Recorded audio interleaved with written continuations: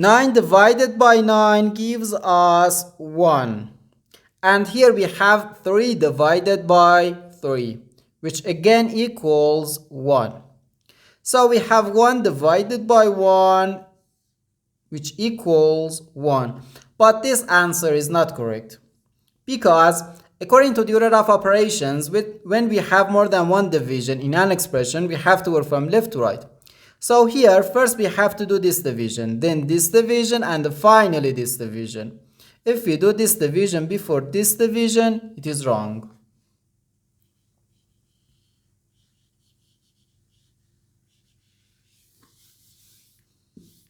So first we have to do this division. 9 divided by 9 gives us 1. So we have 1 divided by 3 and again divided by 3. Now we have to do this division. 1 divided by 3 can be written as 1 over 3. Then divided by 3. Now, according to the KCF rule, K stands for keep, C stands for change, and F stands for flip. We can write keep the first fraction, change division to multiplication, and flip the second fraction.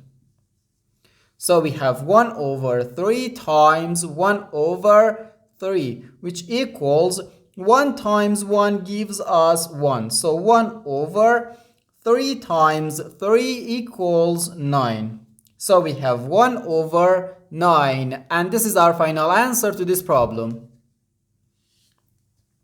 The correct answer is 1 over 9.